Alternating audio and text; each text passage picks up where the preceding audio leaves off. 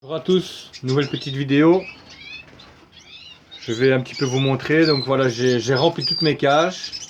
Et donc ce matin, j'ai été acheter encore 4 couples. Et voilà, tout est bien rempli maintenant pour l'élevage. Et voilà, je vais un petit peu vous montrer les changements. Donc ici, on a Métarin du Venezuela. Le mâle, il est chaud, chaud bouillant.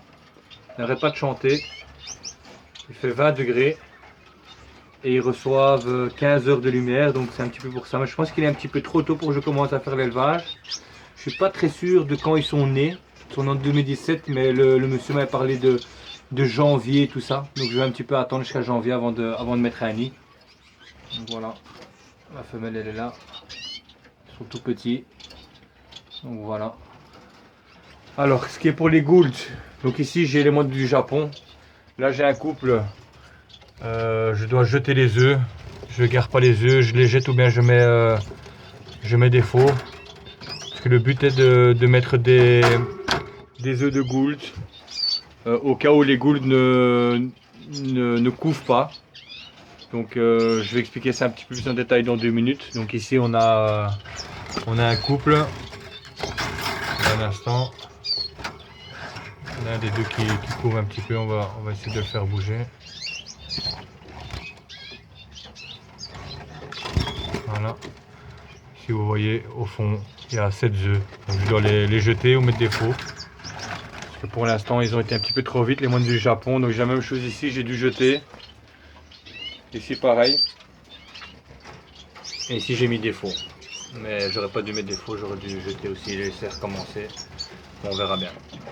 Donc alors, ici j'ai un couple. Donc tous les oiseaux que j'ai, la plupart, à part 2-3 bleus, ce sont des couleurs naturelles, vert. Donc c'est les goulds verts, avec poitrine mauve. Les 3 couleurs de tête, donc orange, noir et rouge. Et aussi poitrine blanche, orange, noir et rouge. Alors ici ce couple a commencé de construire le nid. J'ai dû rajouter un nid comme vous le voyez. Ici un autre modèle. C'est un ami à moi qui construit tout ça. Puis il me les revend. Voilà. Ici ça a commencé. Donc on va un petit peu attendre. Alors ici le couple de mâle bleu, femelle blanche. Là le nid est bien construit. J'attends le premier œuf. Voilà. Très bien construit. Bien plein. J'ai déjà vu tous les deux dedans, chacun leur tour, donc la femelle va quand même regarder dedans ce qui se passe. Donc c'est très bien. Alors ici j'ai un couple de tête rouge, donc ici, de ce côté là j'ai poitrine mauve, tête rouge. J'ai des poitrines blanches qui sont de l'autre côté, des oiseaux que j'ai achetés ce matin. Donc ça je vais vous montrer après. Et donc ici, vous voyez petite étiquette, le 12 du 11, 4e œuf qui a été pondu. Voilà, j'espère qu'ils seront fécondés. Maintenant, pour les moines du Japon, parce qu'on m'a posé la question. C'est dommage d'employer des moines du Japon, c'est vrai, mais il faut comprendre que ce n'est que par nécessité. Ça veut dire que ce couple-là fait des œufs, ne les couvre pas, mais on ne sait rien faire. On va enlever, ils vont refaire des œufs, ils vont pas les couver de nouveau, et c'est chaque fois des œufs qu'on jette à la poubelle. Donc 4, 5, 6 œufs, un oiseau comme ça coûte 25 €. Donc maintenant, c'est pas de faire de l'élevage industriel, c'est d'avoir une roue de secours, disons. Si les oiseaux couvent les œufs et font grandir les petits, il n'y a aucun problème, on les laisse faire. Et c'est ce qu'on cherche. Imaginez-vous que maintenant, ils font 6 œufs et que 1, 2, 3 jours par après, les œufs ne sont toujours pas couvés. Bon, là, on est pratiquement obligé, au lieu de les jeter, on les met chez les moineaux du Japon. Et les moineaux du Japon vont couver les 6 œufs et élever les petits. Donc voilà, c'est pour ça que j'ai des moineaux du Japon. Je vais juste préciser que c'est par nécessité et que si les goulds vont couver et élever eux-mêmes, je les laisse faire. Alors ici, j'ai un couple de tête rouge, poitrine mauve, toujours ici, il ne se passe rien pour l'instant. Ici pareil, là j'ai une femelle tête noire avec un mâle tête rouge, il ne se passe rien pour l'instant non plus. Et ici j'ai un couple de tête noire, poitrine mauve, il ne se passe rien aussi. Donc il faut un petit peu attendre. Ce matin j'étais chez un éleveur et il fait l'élevage de gould pendant 12 mois, toute l'année. Donc il a des femelles qui pondent en novembre, des en janvier, des en mars. c'est toute l'année qu'il est occupé avec les gouttes. C'est ça qui est chouette avec ces oiseaux. Donc ici, j'ai dans la même cage, j'ai 2 nids parce que j'ai 2 mâles et 3 femelles.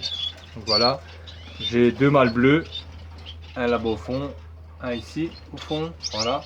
Et alors 3 femelles, la blanche qui est là et 2 vertes, tête noire.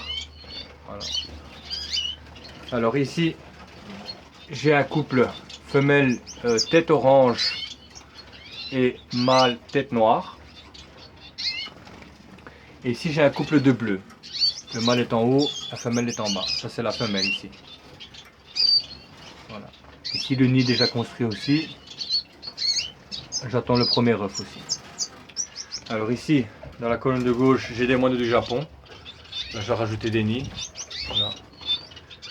Ici j'ai un petit trio. Je sais qu'il y a un mâle, peut-être 2 femelles. Maintenant il faut savoir qu'avec, par exemple, ici c'est un couple, mais avec 2 mâles ça marche aussi. Hein. C'est même mieux parce qu'alors ils ne pondent pas des œufs sur les œufs des goulds. Donc parce que si vous prenez des œufs de gould ici et que vous les mettez chez moi du Japon, il faut toujours mettre une petite ligne avec un stift sur les œufs avant de les mettre là. Pourquoi? Parce que vous risquez que la femelle moi du Japon rajoute des œufs et vous vous retrouvez avec une grosse omelette de 12 œufs ici. Hein. Donc c'est pas le but. Donc, il faut toujours marquer les œufs des goulds et comme ça s'il y a des œufs qui se rajoutent on peut les jeter. Alors ici j'ai encore un couple de moineaux du Japon. Voilà. Et ici j'ai encore un couple de têtes noires. Voilà. Alors maintenant je vais vous montrer les oiseaux que j'ai achetés ce matin. J'ai acheté 4 couples à poitrine blanche. Voilà. Ça c'est à poitrine blanche. Ça c'est tête orange, poitrine blanche. Femelle à gauche, mâle à droite. Voilà. Très joli aussi je trouve. Ici même chose. Le mâle est là. Et la femelle est ici en bas.